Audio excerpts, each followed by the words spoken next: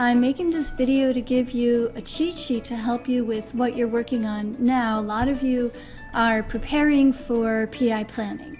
And so a lot of the meetings that I've been in, I've seen people prioritizing or wanting to prioritize better or differently. And so this is a cheat sheet and an industry standard agile way that Scaled Agile actually got from Lean of doing economic prioritization, taking 3 factors into account. So business value is one, and in a lot of the meetings I'm observing, that's usually the only one that's taken into account. However, the second variable that this approach takes into account is time. And the question is, do we have to do it now or can it wait? And if it waits, can we still get, the value that we hope to get? Okay, and then the third variable is risk reduction or opportunity enhancement. So in a lot of the discussions I've been observing in WPB, I hear discussions about this is low value to the business, maybe even low ROI, but we can't prioritize it low because there's a security or legal or compliance issue there. So if we prioritize it too low, that means we'll get to it too late, maybe after we got sued. So nobody wants that.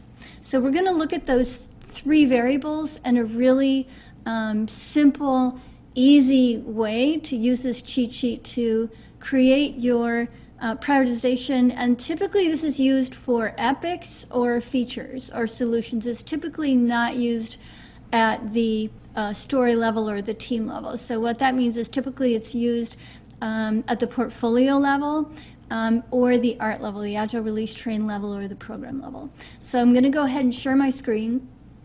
And you can see here a sample spreadsheet that I set up. And let's just imagine that I'm remodeling my kitchen. I already did, but in any case.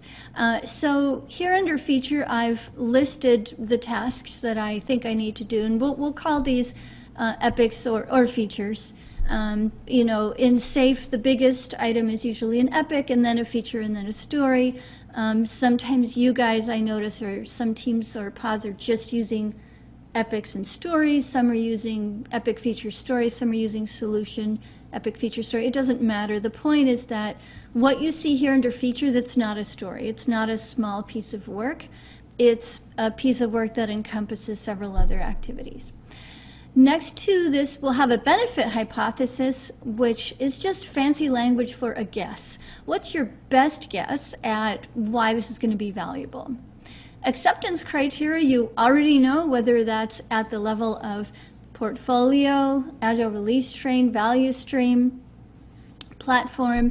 That's just the conditions that must be true for this item to be accepted, whether it's by a product owner, product manager, or epic owner. Okay, so I'm not going to fill out these 2 fields in the interest of time because I want this to be short. And the ones we will fill out are business value, time criticality, and risk reduction opportunity enhancement. Those will add up to cost of delay. We'll assign a size using Fibonacci. We'll see how this sheet will automatically calculate weighted shortest job first, so you just take the big one and you sort it to the top. Now, the trick to this template is go top to bottom.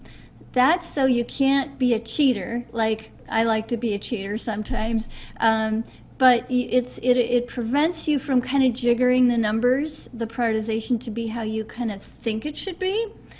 And so it works really well when you're working with a group where everyone has different opinions. So we're going to go top to bottom, and we're going to start with business value. And I'm the product manager in this case. I'm the business. So list the desired updates. So do I want cabinets, countertops, floor, sink? That feels really important to me, and I'm going to use a Fibonacci scale where my max is 13. Now, typically, features and epics are bigger than that, but in the interest of simplicity, I'm going to make my max Fibonacci number 15. Create a budget. That's important, but it's not the most important because I've done it before, but it is valuable, so I'm going to give that an 8. Research kitchen designs. That's very important to me. 13. Choose materials. That's pretty important. I really don't like the materials I have now. I'm really hoping to get some beautiful granite in there and maybe some cherry wood. I love the red color. Decide which pieces to do myself and which pieces to use a contractor for. That feels lower. Value-wise, I'm going to give that a 5. Choose colors. Okay, that's really valuable to me. It took me 6 weeks when I remodeled my living room to choose the colors, and I drove everybody crazy. So I'm going to give that a 13. Now, identify the goals. Do I want more light, more space? That feels really important to me, because if I designed for the wrong goal, then what's the point? So I'm going to give that a 13. Now, you might be thinking, you're giving a lot of these a 13, and that's what happens when you use just business value, and then you got to fight it out. That's not fun. But we're going to also assign numbers to time criticality and risk reduction opportunity enhancement, so you'll see how that works. Research where to get ecologically kind materials. Okay, that's really important to me. I'm going to give that a 13.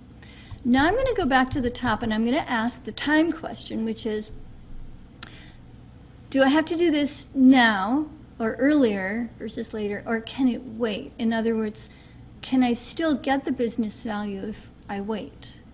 Okay, list desired updates. Time criticality, I'm going to give that a 13, actually, because if I don't know what I want to update, I can't really plan for it.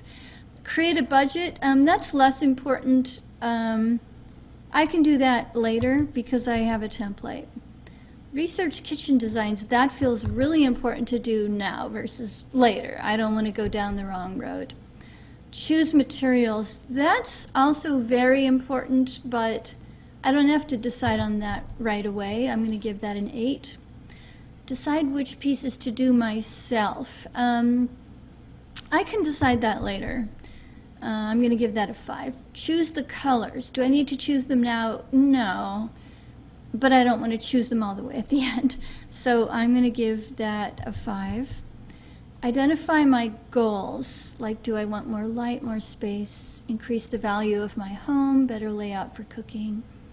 I do like to cook, and I would say I do need to decide this right at the beginning because it's going to influence everything else. Okay, research where to get ecologically kind materials. I can do that later. It's still very important to me, but I'm willing to do it later. Okay, now we're in this column, risk reduction or opportunity enhancement, value. So let's see, list desired updates. I'm not so sure, but my gut tells me an 8. Create a budget. Okay, that feels like I have a significant risk reduction opportunity there because I don't want to overspend, so I'm actually going to give this a 13. Now notice this is different from the 8 and the 5, so this tool allows you to kind of think in from various angles. And it's good when you have a group of people that have different opinions. It makes your final prioritization, prioritize list a lot stronger.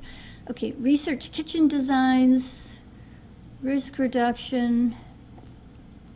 That feels pretty high to me, but not a third.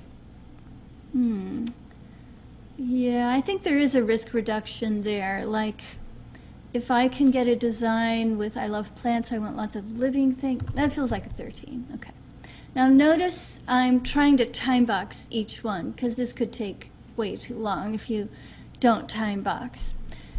Choose materials. That feels like around an 8. I can reduce the risk of them going bad. Actually, that's like a 13. Some materials on my refrigerator are falling apart. I don't like that, so I want to reduce the risk of things looking bad after 5 years. I like really classic, long-lasting designs and furniture. Okay, decide which pieces to do myself and which pieces to use a contractor for. Is there a high risk reduction opportunity here? Yes, there is. I know things can go really wrong if I don't work with a contractor in the correct way, because the School of Hard Knocks taught me that. Choose the colors. Risk reduction, opportunity enhancement. I do want my kitchen to feel cheerful. I grew up in California. I like a kind of Mexican feel. But it doesn't really feel like risk reduction, opportunity enhancement, so I'm going to give this a 5. Identify goals. Okay, this feels like a very high risk reduction because the risk is I choose the wrong goal and I spend money on the wrong thing. So I'm going to give that a 13. Research where to get ecologically kind materials. That feels like a 13 because I care a lot about global warming and the planet, and I want to be part of addressing that. Okay, now notice that cost of delay column, it automatically added up our 3 variables. So business value, time criticality, and risk reduction, opportunity enhancement. Now we're going to go top to bottom again, and we're going to assign a size. So list desired updates, cabinets, floor, sink. That feels easy. I'm pretty clear on what I want. I'm not sure if I want a backsplash, but I'm going to give that a 2. It's pretty easy. Create a budget. I'm going to give that size 5. I have a template, but I'm going to need to modify. No, that's more like a 3. Research kitchen designs. Ooh, that might take me longer. That could be a black hole. I want to give it an 8, but I'm going to give it a 5 because I want to limit the amount of time I spend on that. Choose materials. That seems pretty easy. I'm going to give that a 2. Decide which pieces to do myself. That's a 5 because I'm going to have to talk with contractors. Choose the colors. Ugh, that took me a long time last time, and I drove everybody crazy. I'm going to give this an 8. I think. Yeah, I'm going to give it an 8. Identify goals. I'm pretty clear that I want more space for cooking, but a better layout for cooking, but I need to think this through a little, but it's small. It's a 2. Maybe it's even a 1, actually.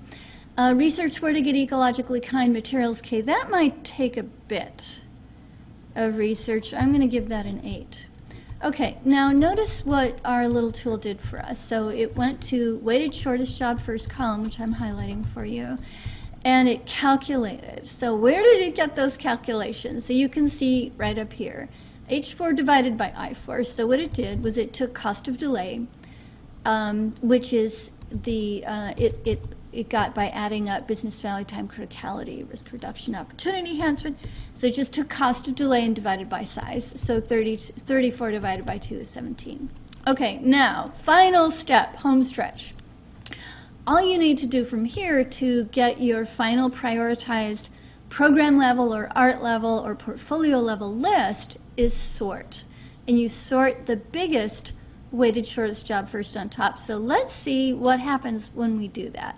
So I'm going to go right here to sort, and I'm going to say, hey Excel, go find the weighted shortest job first column, and I want you to sort largest to smallest. Yeah, so there we go, largest to, okay, now let's see if this kind of jives with our gut feel. So what did it put first? Identify goals. That makes sense. I do need to do that first. And then what did it put next at 17? List desired updates. Okay, yeah, that makes sense. The next is choose materials. Yeah, that feels important, especially because I want ecologically good materials. Then create a budget. So you can see I'm doing a budget, fortunately, before I spend money. Research kitchen designs, etc. So you may or may not agree with the final, ranking, and you can go back as a group and you can change that, but don't just use business value. Also use time criticality and risk reduction. So thank you for watching. I hope that was useful in some way.